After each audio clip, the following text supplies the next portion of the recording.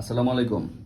আজকে আমরা আলোচনা করব বাংলাদেশের নতুন 50 টাকার নোট, একদম ব্র্যান্ড নিউ 2025 সালে ইস্যু করা এবং তার পূর্বের ডিজাইনের 50 টাকার নোট সম্পর্কে।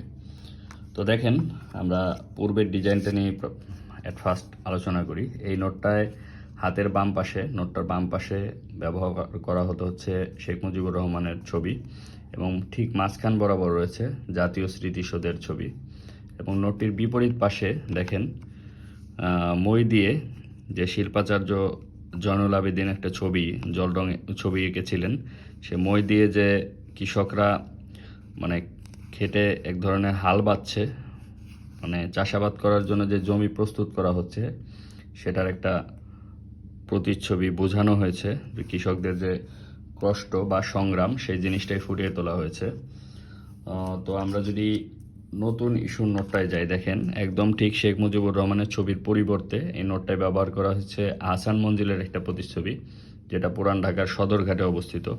এটি ঐতিহাসিক একটি স্থাপনা, যেখানে বলতে পারেন এক ধরনের জাদুঘর। অনেক কিছু আপনি দেখতে পাবেন সেখানে আসলে। যারা আহসান মঞ্জিলে গেছেন তারা অবশ্যই কমেন্টে রেসপন্স করবেন ভিডিওর কমেন্ট বক্সে, যে আপনারা হাসান মঞ্জিল চেনেন কিনা বা ওখানে গেছেন কিনা। এবং ঠিক ডান পাশে দেখা যাচ্ছে এখানে কিছু ফুলের ছবি ব্যবহার করা হয়েছে। যাই হোক, এটা ঠিক বিপরীত পাশে ব্যবহার করা হয়েছে সংগ্রাম শিল্পাচার্য জয়নুল আবেদিনের।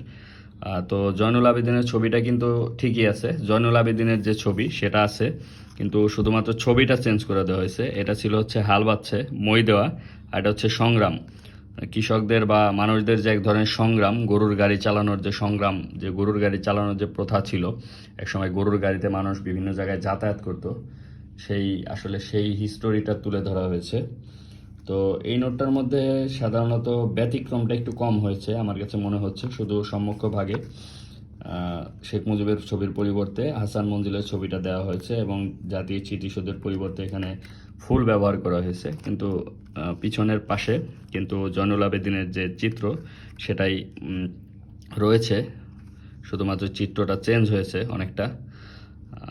দেখা যাচ্ছে গরুটা ওলট পালট হয়ে গেছে, জাস্ট লাঙ্গলের পরিবর্তে এখানে একটা গরুর গাড়ি ব্যবহার করা হয়েছে। যাই হোক, এই নোট দুটির মধ্যে এখন কোন নোটটি আপনাদের কাছে বেশি ভালো লাগে অবশ্যই কমেন্ট বক্সে জানাবেন। আর বেশি বেশি লাইক, শেয়ার এবং কমেন্ট করে আমাদেরকে বেশি উৎসাহ দিবেন, আমরা যাতে নতুন নতুন এই ধরনের নোটের ডিসক্রিপশন আপনাদের সামনে তুলে ধরতে পারি। নোট দুটি সম্পর্কে অবশ্যই জানাবেন কোনটি আপনার ভালো লেগেছে। সকলকে ধন্যবাদ জানিয়ে শেষ করছি। আসসালামু আলাইকুম।